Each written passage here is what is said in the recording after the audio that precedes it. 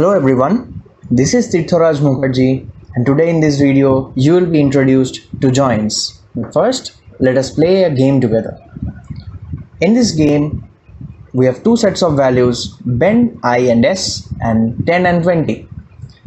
And I want to come up with the result set containing the combination of all the names possible. And this is the result set. The ones which I liked are Ben 10, I20 and S20. Now how I came up with this result set? This is through the concept of the Cartesian product. I repeat, the Cartesian product.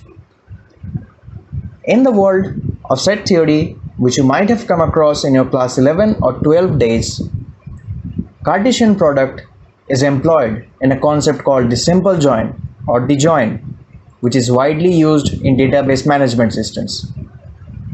On the screen you are seeing a table T1 containing 1 column and 3 rows, and table T2 containing 2 columns and 2 rows. The result table T3 according to the Cartesian product would be like this. Now let me show an example to illustrate and reinforce this concept.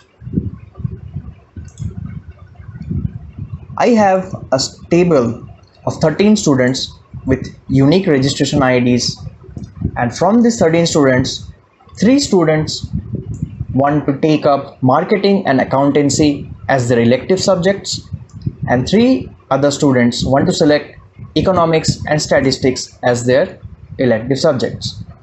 I want to come up with a subject specific registration code for each student. Alright, so in the result table, I would employ the Cartesian product. So let me illustrate. For the first student, that is Trishit, with registration ID 1 with subject marketing as elective, his subject registration code would be 1 Trishit and marketing. Alright. For the same student with subject accountancy, his registration code for the subject would be 1 Trishit accounting. Alright. On the similar lines, for the student Rishabh with economics and statistics, his subject specific registration code would be these two. Alright.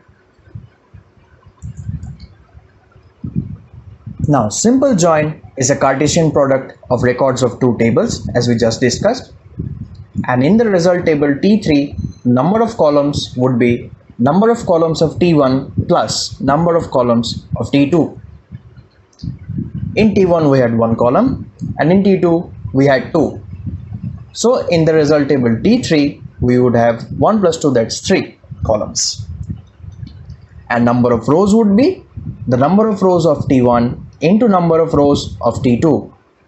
That is, in T1 there are 3 rows and in T2 there are 2 rows. So in T3 there would be 6 rows.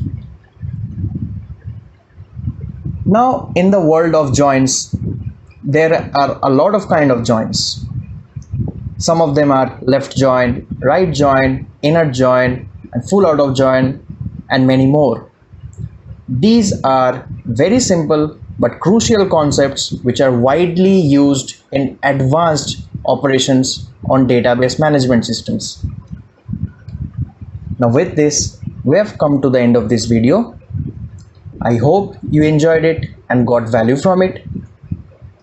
Thank you so much for watching the video. Subscribe to our channel for more such content and stay tuned for inner join, which is our next topic.